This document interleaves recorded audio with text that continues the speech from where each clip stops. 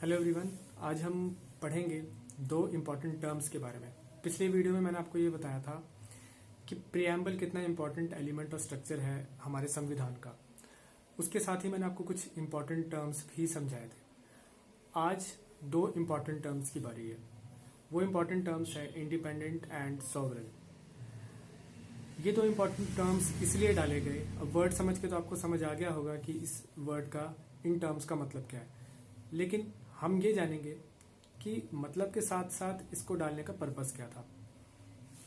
सबसे पहले तो आप स्क्रीन पे देखिए इंडिपेंडेंट और सॉवरेन।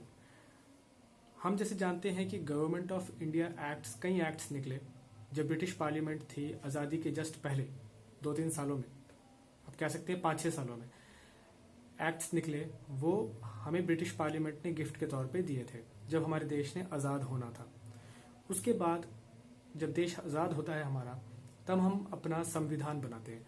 लेकिन वो संविधान हमें किसी ब्रिटिश पार्लियामेंट ने गिफ्ट के तौर पे नहीं दिया है, बल्कि उसको बनाने वाले हमारे खुद के लोग, हमारे इंडियन सिटीजन्स हैं, जो रिप्रेजेंटेटिव्स हैं और जो इंडिया को रिप्रेजेंट करते थे। ये बना कैसे? जितने भी representatives from all over India, different parts of the India से आए, असेंबल हुए, उन्होंने एक असेंबली बनाई।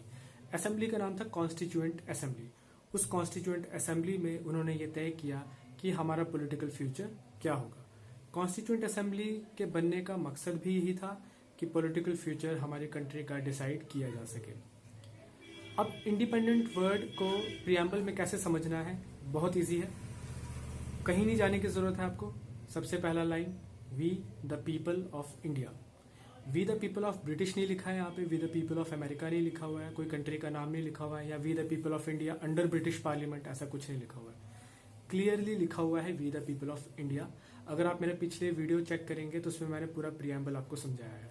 स्टार्टिंग की लाइन है we the people of India, आगे है having solemnly resolved India constitute into a so and so republic वगैरह। उसके बाद आगे है adopt, enact and give to ourselves this constitution, जो स्क्रीन में मैंने आपके साथ शेयर किया हुआ है कि अडॉप्ट करना, उसको इम्प्लीमेंट करना और वो कॉन्स्टिट्यूशन हम ही लोगों को देना। कौन देगा? We the people of India, जो इंडियन रिप्रेजेंटेटिव कॉन्स्टिट्यूएंट असेंबली में बैठे हुए हैं। तो ये यहां से पता चलता है कि वी आर कंप्लीटली इंडिपेंडेंट।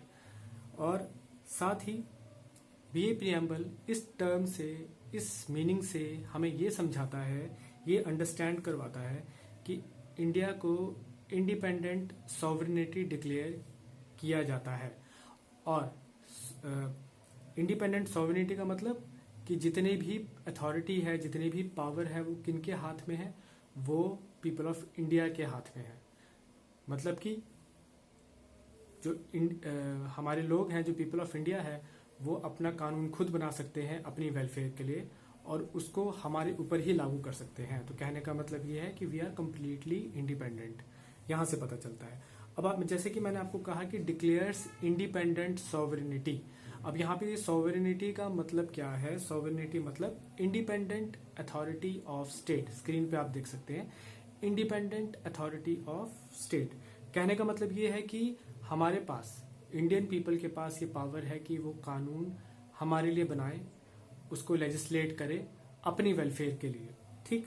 दूसरा है no external power will rule on us. मतलब कोई भी एक्सटर्नल पावर, यानी कि इंडिया के अलावा बाहरी कंट्री कोई भी हम पे रूल नहीं करेगी। जैसे कि हम ब्रिटिश पार्लियामेंट के अंडर थे, तो वो भी हम पे रूल नहीं करेगी, और उसके अलावा जितने भी बाकी कंट्रीज हैं वो हम पे रूल नहीं करेगी। रूल कौन करेगी? वही पहली line, we the people of India. तो ये है इंडिपेंडेंट और सॉवरेनिटी का मतलब, जो सबसे इंपॉर्टेंट टर्म है प्रियम्बल का और पूरे कॉन्स्टिट्यूशन का। इसी पे पूरा हमारा कॉन्स्टिट्यूशन बेस है। आगे मैं आपको और इम्पोर्टेंट टर्म्स बताऊंगा। हमारे साथ जुड़े रहिए, हमारा चैनल सब्सक्राइब कीजिए ताकि आपको लॉ नोटिफिकेशंस, लॉ सब्जेक्ट्स पे नोटिफिकेशंस मिलती रहे टाइम टू टाइम, और बेल आइकन दबाना जरूर दबाइए। धन्यवाद।